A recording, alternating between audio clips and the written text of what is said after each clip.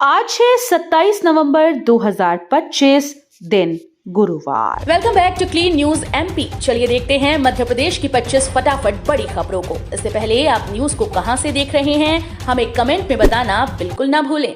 साथ ही हमारे Facebook page को भी फॉलो करें। फेसबुक पेज का लिंक डिस्क्रिप्शन में दिया गया है।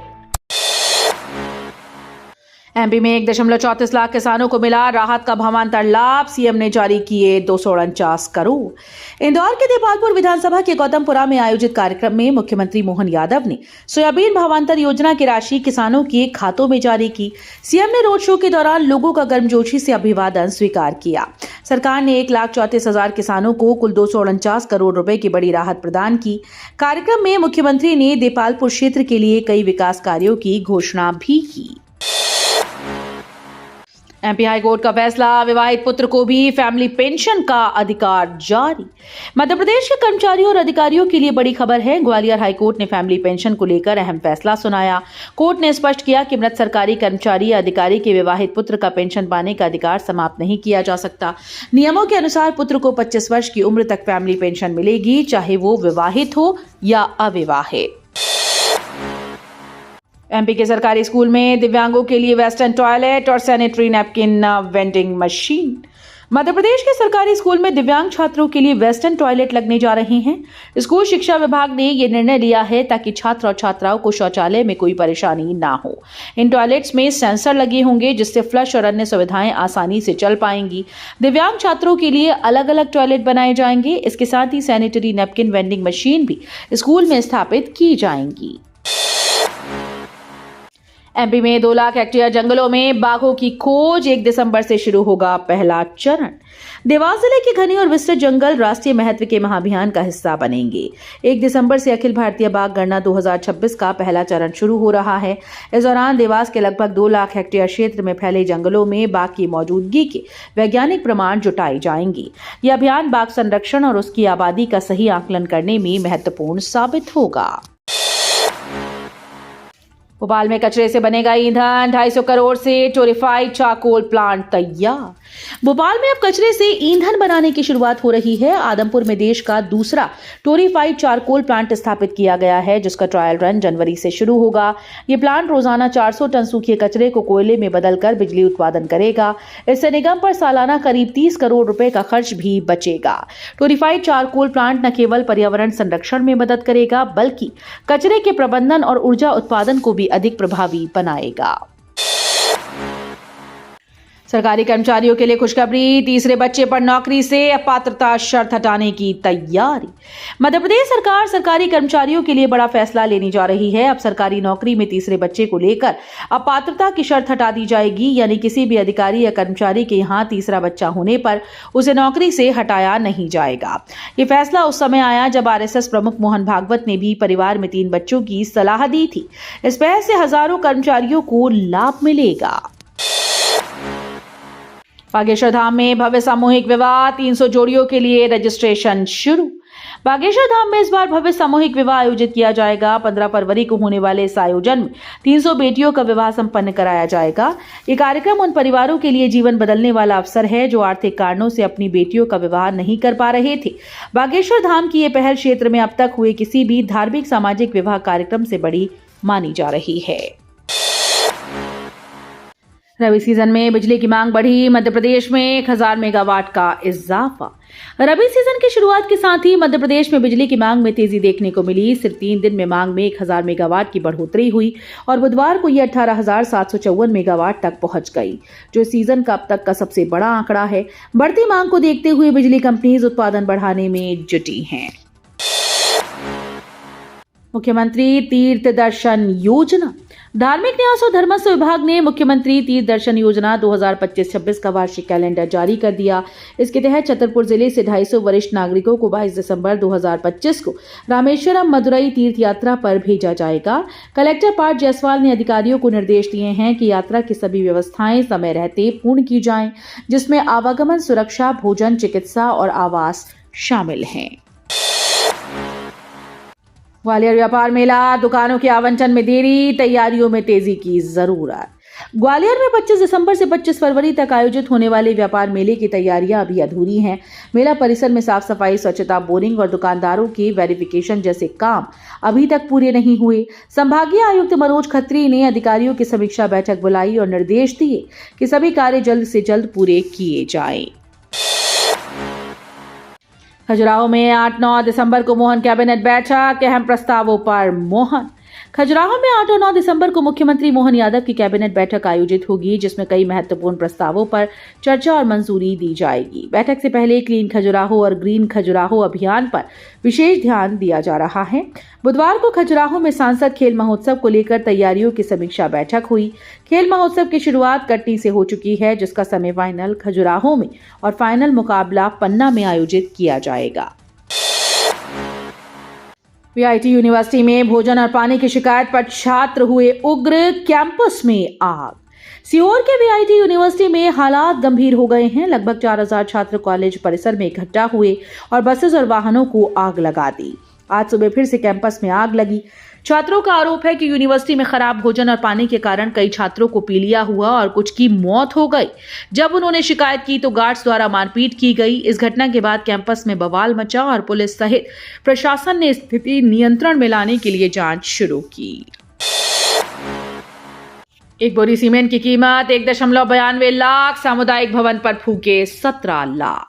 एमपी के छिंदवाड़ा जिले के जुन्नारदेव पंचायत अंतर्गत विशाला में विधायक निधि से बन रहे 24 लाख रुपए के सामुदायिक भवन में गड़बड़ी सामने आई। अभी भवन की केवल छत और 15 पिलर ही बने हैं, लेकिन 17 लाख रुपए का खर्च दिखा दिया गया। पंचायत दर्पण पोर्टल पर अपलोड बिलों में एक बोरी सीमेंट की कीमत 1.92 लाख दिखाई गई है। 1 दिसंबर 2023 को अपलोड 3 बिलों में केवल 3 बोरी सीमेंट पर 4.96 लाख खर्च बताई गई। हाई स्पीड 4G सेवा से जुड़ेंगे 10 जिलों के 86 गांव, डिजिटल नेटवर्क को मिलेगी मजबूती। विंध्य क्षेत्र के 10 जिलों में डिजिटल नेटवर्क को मजबूत करने के लिए दूरसंचार सलाहकार समिति की बैठक सर्किट हाउस स्थित चैम्बर भवन में हुई। बैठक में fibre to the home network के विस्तार को मंजूरी दी गई। सतना जिले के देवरी में 4G कनेक्टिविटी का विस्तार किया जा रहा है। अगले चरण में 86 गांव को हाई स्पीड 4G सेवा से जोड़ा जाएगा, जिनमें पन्ना के 4, रीवा का 1, सतना के 4, शहडोल के 59 और सीधी सिंगरौली के 18 गांव शामिल हैं।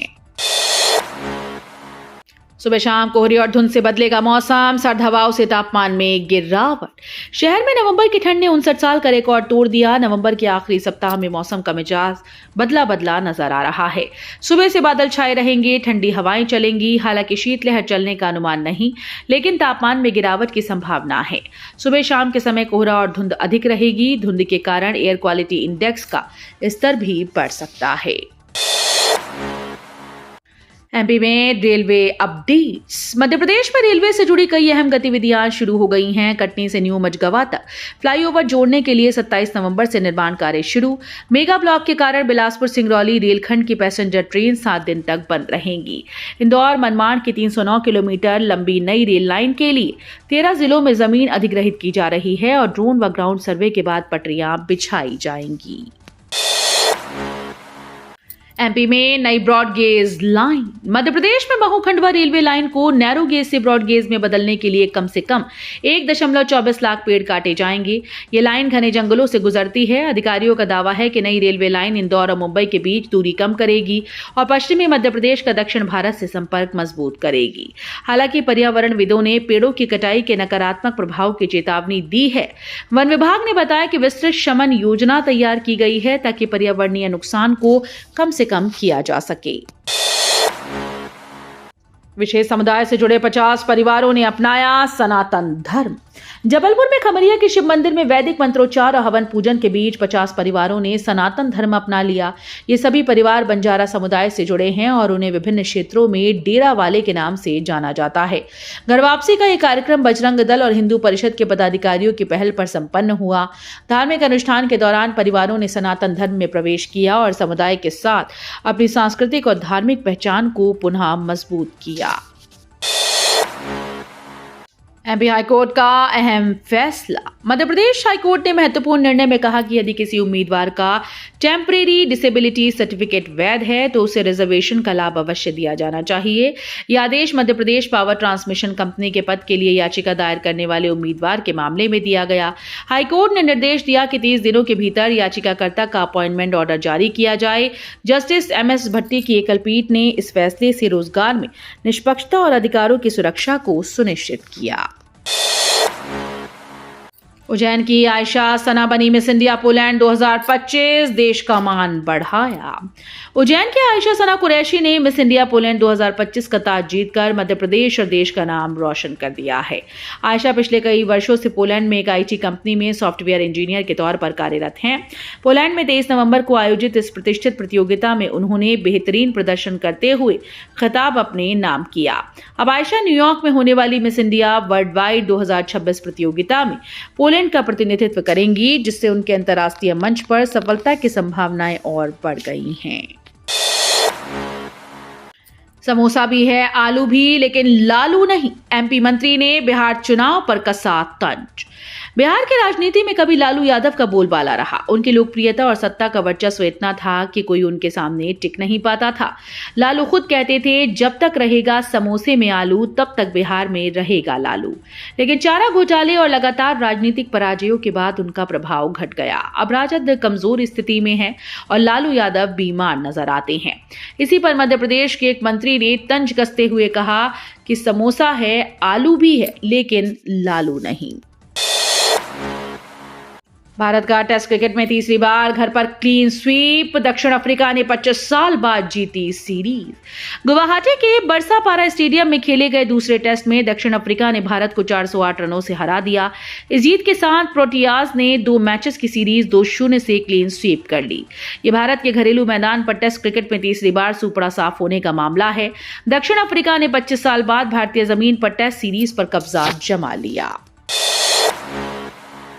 MP में राज्य पुलिस सेवा से IPS में पदोन्नति के लिए हुई रिव्यू DPC। अब 2025 बैच के लिए तैयारी। राज्य पुलिस सेवा से IPS संवर्ग में 5 पदों पर पदोन्नति के लिए दिल्ली में रिव्यू DPC आयोजित की गई। वर्ष 2024 के लिए बैठक हुई। पुलिस मुख्यालय और शासन ने अब वर्ष 2025 के लिए DPC की तैयारी प्रारंभ कर दी। इसमें 6 अधिकारी पदोन्नत होंगे। हालांकि राज्य पुलिस सेवा के अधिकारियों का कहना है कि 2025 के लिए अभी तक तैयारी पूरी कर प्रस्ताव संघ लोक सेवा आयोग को पहुंच जाना चाहिए था। नई चेतना 4.0 जेंडर कैंपेन का शुभारंभ।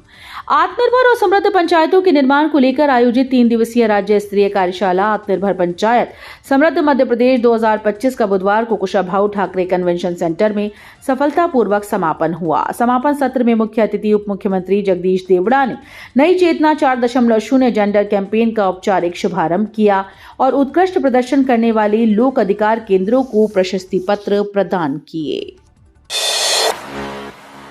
BLO को हार्ट अटैक, पत्नी का आरोप, सस्पेंड का डर दिखाकर काम कराया जा रहा था। मध्य प्रदेश में मतदाता सूची पुनः निरीक्षण के दौरान भिंड जिले के एक BLO की तबीयत बिगड़ गई। हार्ट अटैक आने के बाद उन्हें अस्पताल में भर्ती कराया गया, जहां उनका इलाज जारी है।